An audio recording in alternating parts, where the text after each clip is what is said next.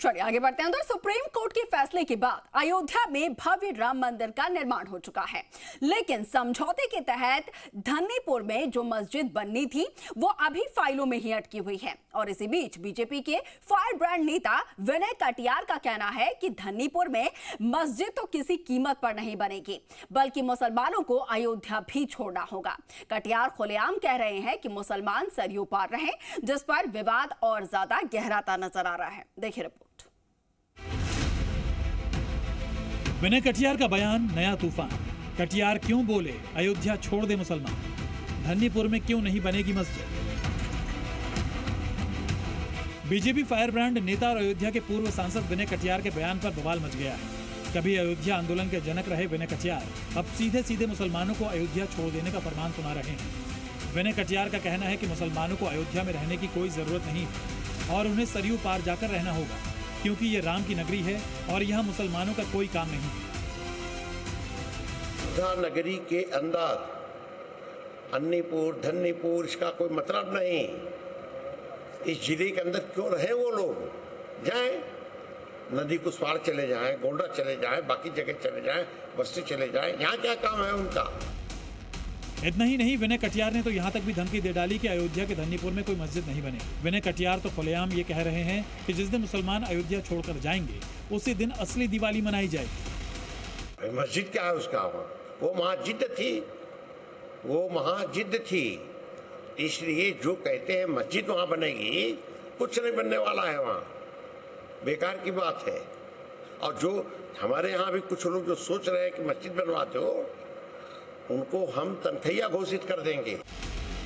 अजीब बात है कि जो राम सभी को साथ लेकर चलते रहे, आज उन्हीं के नाम पर लोगों को बांटा जा रहा है। विनय कटियार के इस विस्फोटक बयान के बाद सियासत भड़कना तय था, लेकिन उससे पहले इकबाल अंसारी के बयान ने सभी को चौंका दिया। इकबाल अंसारी जो खुद बाबरी के पक्षकार रहे हैं, उनका कहना है कि धन्नीपुर में मस्जिद की कोई जरूरत नहीं, वहाँ खेती ही बेहतर है। खेती से अनाज पैदा होगा जो सबके काम आएगा। मस्जिदें तो धन्नीपुर में पहले से बहुत हैं। जहाँ भी जमीन मिली है वहाँ ऑलरेडी मस्जिद है, वहाँ जो है मस्जिद की जरूरत नहीं है। जमीन कृषि योग्य है और उसमें खेती किया जाए, जो अनाज पैदा हो हिंदू मुसलमानों में बांटा जाए, क्योंकि हिंदू मुस्लिम सिख ईसाई सबसे बड़ा धर्म यही है कि अगर जो है कोई चीज पैदा होता है, अगर कोई खा लेता है तो उससे बड़ा कोई सवाब नहीं। तो हमारा तो यही मकसद है, हमारे देश का मकसद है कि उस जमीन पे खेती हो, जो अनाज पैदा हो हिंदू मुसलमानों में बांट दिया जाए। अयोध्या में राम मंदिर का भव्य निर्माण हो रहा है। प्राण प्रतिष्ठा के बाद रामलला विराजमान भी हो गए, लेकिन अब मस्जिद बनाने को लेकर सियासत नए सिरे से शुरू हो गई। यूपी सरकार के मंत्री तो एक कदम आगे बढ़कर यहाँ तक कह रहे हैं कि देवता और दैत्य साथ नहीं रह सकते। वो जो सीमा है, आदरणीय विनय कटियार जी ने कहा, उस सीमा में क्योंकि भगवान राम के भक्त रहते हैं और वहीं आप मांस का भक्षण करोगे तो ठीक नहीं है। जैसे कि देवता और दैत्यों का दूरी होनी चाहिए। मेरा कहने का तात्पर्य इतना है।